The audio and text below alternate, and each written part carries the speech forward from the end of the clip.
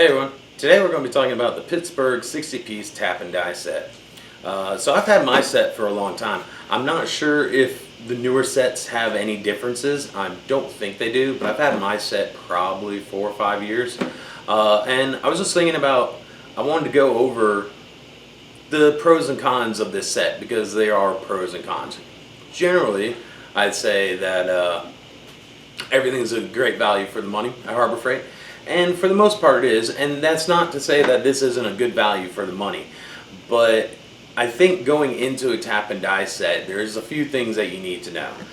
First of all, quality of steel that they use on less expensive sets are going to get you in trouble if you're using it for a lot of automotive purposes. The reason for it is the Pittsburgh set is a good set, and they use good quality steel. But they don't use hardened steel, so you can't actually cut hardened bolts. So anything that's basically like an 8 or higher, which is most automotive bolts, you're actually going to destroy your tap and die set trying to use it. So that's like the major con, is that this set wasn't designed to do that. But if you don't know what you're getting into to begin with, I guess the con is education. So not knowing anything about taps and die sets when you go out and buy one, if you don't know what you're buying, then you make assumptions that the tool is what I need to do because it says it on the internet. But just be aware that this cannot do hardened steel. Other than that, let's go ahead and open up the set and show you what comes in it. So it comes in a pretty nice carrying case. This is a lot nicer than my last tap and die set's carrying case. The last one I had was basically a Ziploc bag full of taps and dies. And it has a ton of sizes in it. It comes with 2 different gauges. It comes with the coarse thread gauge and machine cut grade, or whatever you want to call it, machine screws. The handle is one of my pet peeves of this thing. So when you put a die in here, let's just pick one, and you put it in, and you line it up, and you get it nice and tight. These handles are threaded, which seems cool, except for the fact that when you're spinning these down, for whatever reason, these handles will come loose. And it's annoying. It doesn't stop the functionality, it doesn't hurt performance, but it's annoying that they come loose. Also, there's this guide rail system on top. I do not use it.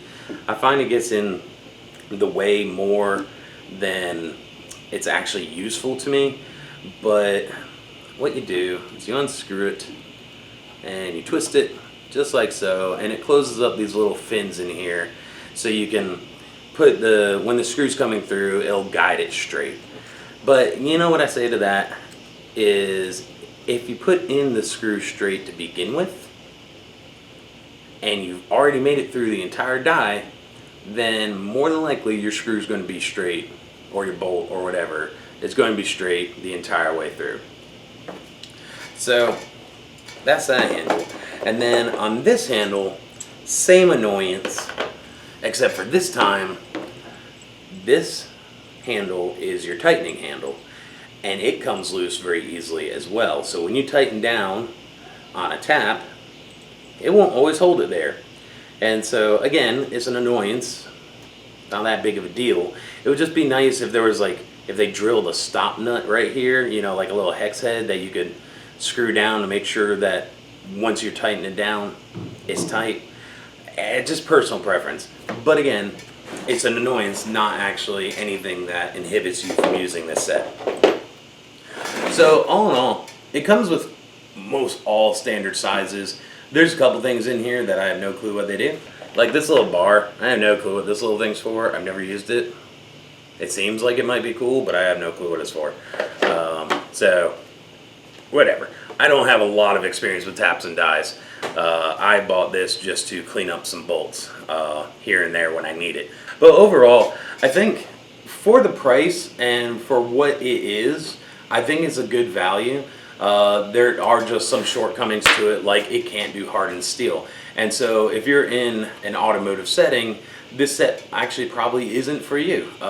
You'd probably need to go out and buy one of the higher dollar sets, which I think Harbor Freight does sell some taps and dies that do hardened steel. But just when you're shopping around, make sure you buy the right tool for the job. Hey guys, don't forget, giving away some Icon tools, an extendo ratchet, added that to it, a couple of little things we haven't shared with you yet.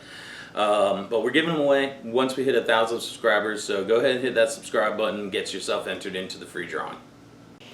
Alright guys, let's talk about something serious. How does a Pittsburgh 60-piece tap and die set fare in a zombie apocalypse? Well, to be honest, unless you're using it as like cannon fodder, it has no use whatsoever.